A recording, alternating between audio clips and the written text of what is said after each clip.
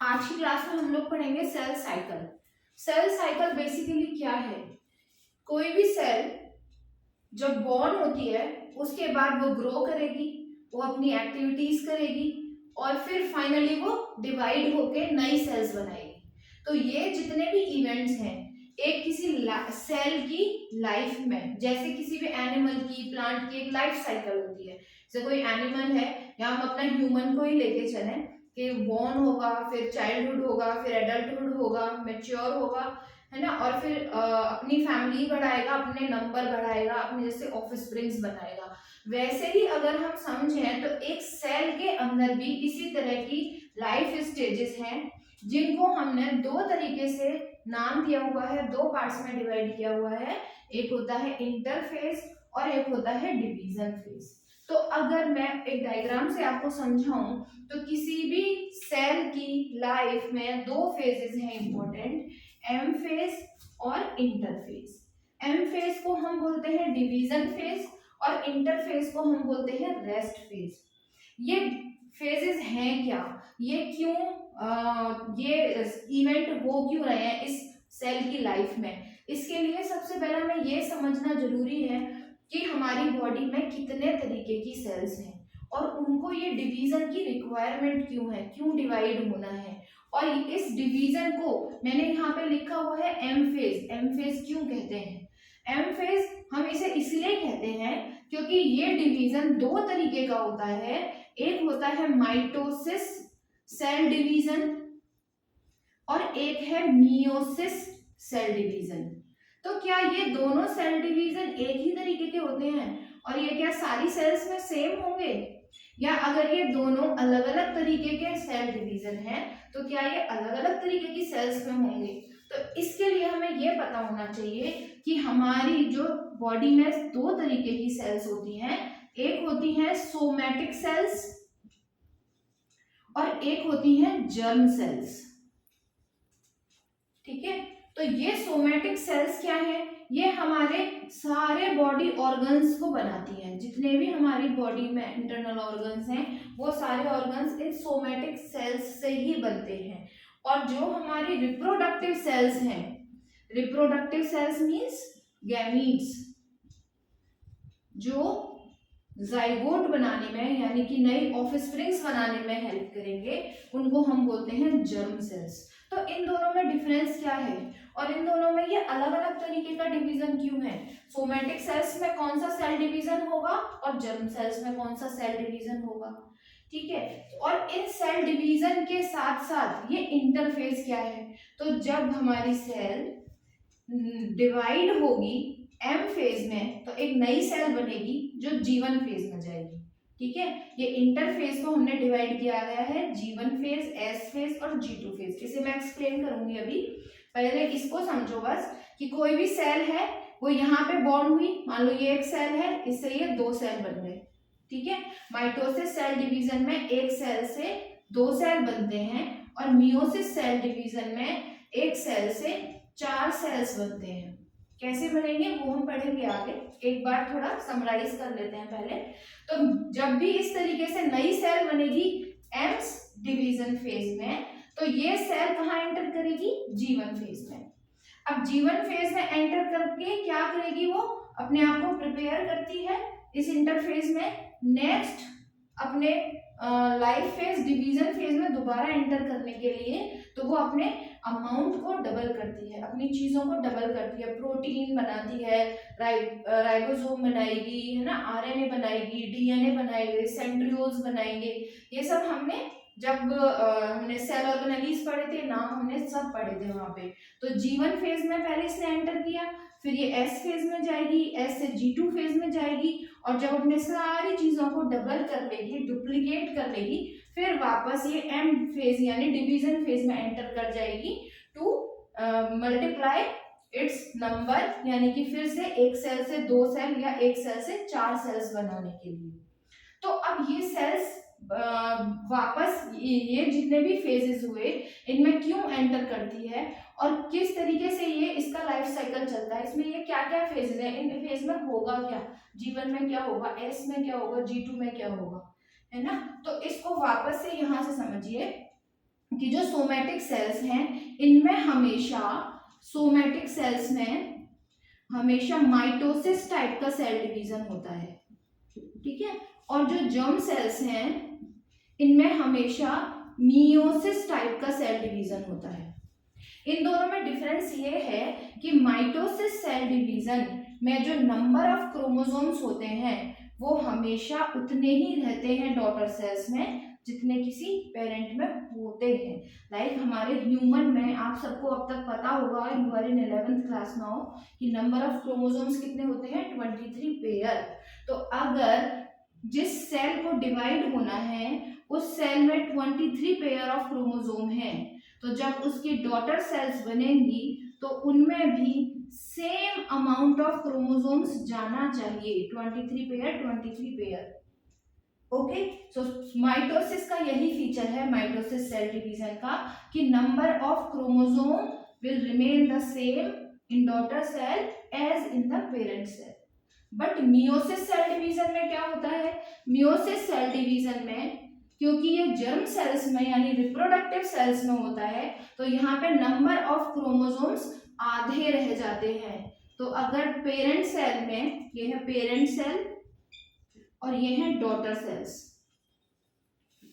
तो meiosis cell division में जहां पे पेरेंट सेल में 23 पेयर ऑफ क्रोमोसोम्स थे वो अब यहाँ पे रिड्यूस्ड होके आधे रह जाते हैं, यानी कि 23 रह जाते हैं। क्यों? क्योंकि जो मियोसिस सेल डिवीजन है वो रिप्रोडक्टिव सेल्स यानी कि गैमीट्स में बनेगा। और ये हमने सेल डिटर्मिनेशन में हम 8th क्लास से पढ़ते आ रहे हैं कि सेल डिटर्मिनेशन में हम क्या पढ़ते हैं कि गैमीट्स यानी कि स्पर्म और एग, जो एक ये मेल से आएगा और एग फीमेल से आएगा।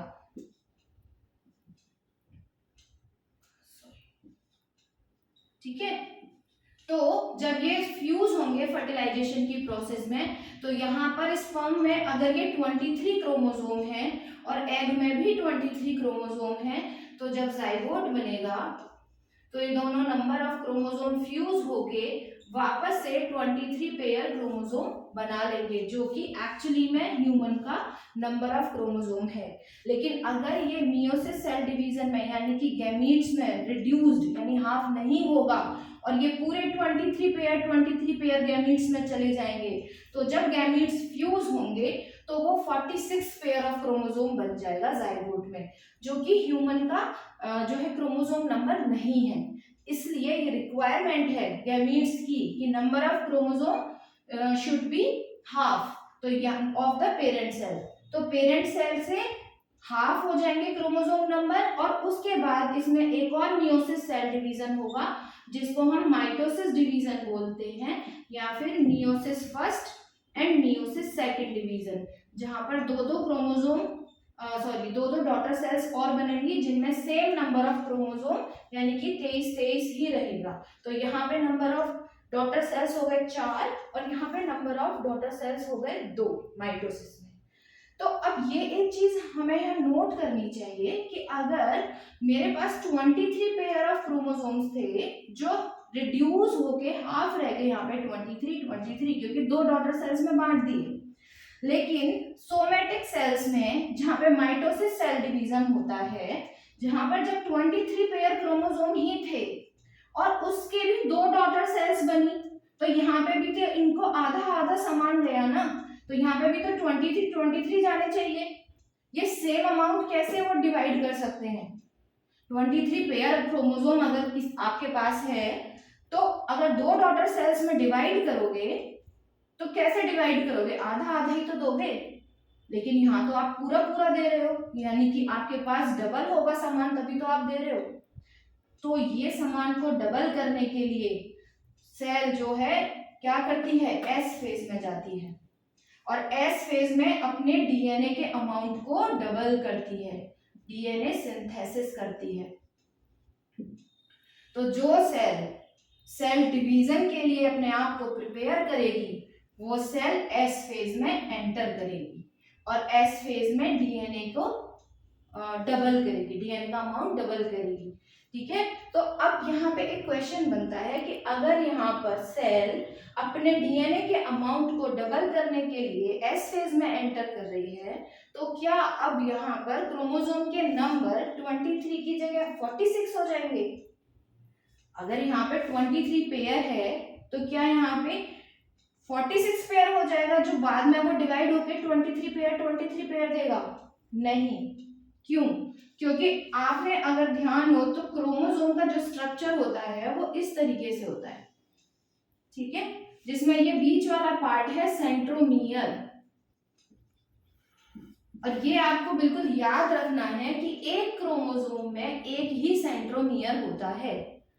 अब उस सेंट्रोमियर से हो सकता है कि यहाँ पे 2 हैंड्स जुड़े हों, 2 आर्म्स जुड़े हों, या इसके पास एक और पेयर आर्म हो, लेकिन अगर इसका सेंट्रोमियर एक ही है तो मैं इसको एक ही क्रोमोसोम काउंट करूंगी, चाहे उसकी 2 आर्म हो, चाहे 6 आर्म हो, चाहे 10 आर्म्स हो। अगर सेंट्रोमियर एक है तो ये एक ही क्रोमोसोम है। तो यहाँ पर क्या हमें समझ आया कि नंबर ऑफ क्रोमोसोम सेम रहते हैं लेकिन अमाउंट ऑफ डीएनए डबल होता है। इसका मतलब ये सेंट्रोमियर से एक ही से जुड़े होंगे, जो ये एक मेरा क्रोमोसोम था इस तरीके से, इसके अंदर डीएनए का ये थ्रेड था, इसने अपने डीएनए के अमाउंट को डबल कर लिया, यानी एक इस तरीके से एक और आर्म बनी और एक और थ्रेड बन गया, लेकिन सेंट्रोमियर एक ही से जुड़े हुए हैं ये दोनों, इसीलिए क्रोमोसोम एक ही काउंट होगा, लेकिन डीएनए का अमाउंट यहाँ पे डबल हो गया। इसीलिए जो क्रोमोसोम है इसको हम शो करते हैं एन से। तो मेरे पास जब ये क्रोमोसोम था जहां पर 23 पेयर थे, है ना, देखो 23 को मैं शो करूंगी एन नंबर, एन, जिसको हम हैप्लॉइड भी बोलते हैं। लेकिन अगर यहाँ पे मेरे पास डिप्लॉइड है तो मैं लिखूंगी 2n, ठीक है। तो क्रोमोसोम मेरे पास एक ही है, सेंट्रोमियर एक ही है, तो 2n का 2n ही रहेगा। लेकिन जो डीएनए था, डीएनए को बोलते हैं सी वैल्यू, सी वैल्यू, ठीक है। तो डीएनए मेरे पास 2c था, जो अब बढ़ के कितना हो गया, 4c हो गया, यानी डीएनए का अमाउंट डबल हुआ लेकिन क्रोमोसोम उतने ही रहेंगे। तो क्रोमोसोम सेम रहेंगे 2n के 2n, और डीएनए की वैल्यू हो जाएगी 2c से 4c, यानी कि डबल अमाउंट हो जाएगा डीएनए का, ठीक है। तो ये याद रखना है कि n नंबर यानी कि ओनली 23 क्रोमोसोम हैप्लॉइड कहलाते हैं और 23 पेयर क्रोमोसोम डिप्लॉइड, डाई माने 2, यानी 2 हैप्लॉइड के सेट हैं, इसलिए इसे डिप्लॉइड बोलते हैं, ठीक है। अब अगर मैंने यहाँ पे जो लिखा है उसको फिर से इससे हम कनेक्ट करें तो यहाँ पे हमने क्या लिखा हुआ है कि सेल साइकिल में 2 इवेंट होते हैं, एक होता है इंटरफेज, एक होता है डिवीजन फेज। इंटरफेज को हम रेस्ट फेज भी कहते हैं, या फिर इसको हम बोल सकते हैं period between 2 successive cell division, मतलब कि जब सेल डिवाइड होके नया बना तब वो इस इंटरफेज में एंटर किया और फिर वापस से डिवीजन फेज में जाएगा जब वो मैच्योर हो जाएगा या वो डुप्लीकेट कर लेगा अपनी सारी चीजों को। तो सेल डिवीजन से स्टार्ट होके इंटरफेज में आया और वापस सेल डिवीजन में गया, यानी कि 2 सेल डिवीजन के बीच का एक फेज होता है इंटरफेज। नेक्स्ट इंटरफेज में क्या होगा, डुप्लीकेट इट्स अमाउंट, सेल के अंदर जो जो चीजें हैं, जितने सेल्यूलर ऑर्गेनेली हैं, सेंट्रियोल हैं, वो सब कैसे हो जाएंगे, डबल हो जाएंगे। क्यों? क्योंकि उसको डिवाइड करके अपनी डॉटर सेल्स में भी तो बांटना है, ठीक है।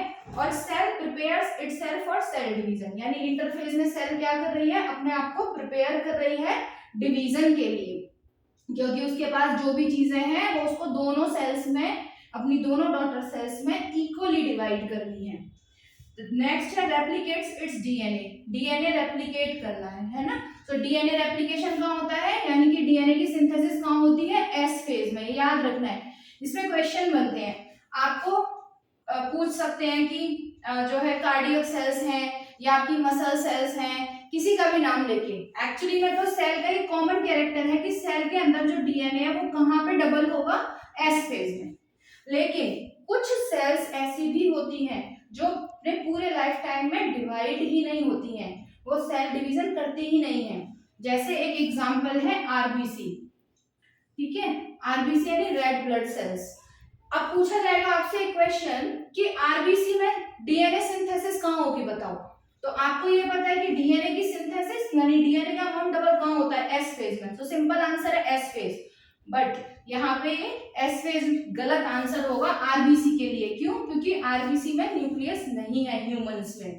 तो क्योंकि न्यूक्लियस ही नहीं है तो उसके अंदर डीएनए ही नहीं होगा ना वहां पे, तो इसीलिए ये एस फेज में एंटर ही नहीं करता। और आरबीसी पूरे लाइफ टाइम जीवन फेज में ही रहती है।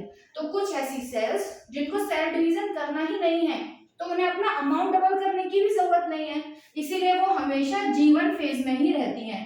तो जो सेल्स जीवन फेज में एंटर करती हैं और पूरी लाइफ जीवन फेज में ही निकाल देती हैं, सेल डिवीजन करती ही नहीं है, ऐसी फेज को हम बोलते हैं जी नॉट फेज। ओके, तो जी नॉट फेज भी जीवन फेज का ही एक पार्ट है। एंड इसमें केवल वही सेल्स आएंगी जो पूरे लाइफ टाइम डिवीजन ही नहीं करती हैं, जैसे हमारी नर्व सेल्स। नर्व सेल्स में भी डीएनए सिंथेसिस नहीं होगा क्योंकि वहां पे उनके अंदर सेंट्रियोल्स नहीं होते हैं। और सेंट्रियोल्स नहीं होंगे तो जब हम नेक्स्ट क्लास में प्रॉपर सेल डिवीजन, माइटोसिस और मियोसिस की एक लॉन्ग प्रोसेस पढ़ेंगे, तब उसमें आपको समझ आएगा कि सेंट्रियोल कैसे मिलके इस सेंट्रोसोम को ब्रेक करेगा अपने स्पिंडल फाइबर से, इधर उधर दोनों साइड से पकड़ के उसको खींचेगा, जिसकी वजह से ये बीच में से इक्वल हाफ हो जाएगा।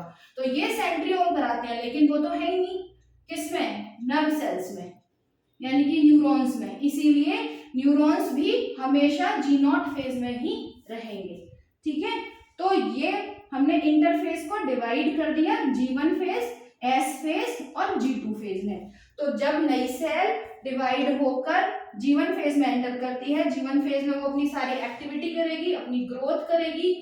जो सेल जिस पर्पस के लिए बनी है वो अपना काम करेगी, जैसे मसल सेल्स है कॉन्ट्रैक्शन रिलैक्सेशन करती है ना, नर्व सेल्स है वो सिग्नल्स जो है रीड करेंगी या सिग्नल्स आगे पहुंचाएंगी। तो इस हर सेल अपना काम जीवन फेज में करेगी, और जैसे ही उसको सेल डिवीजन के लिए फिर प्रिपेयर होना होगा तो वो एस फेज में एंटर करेगी।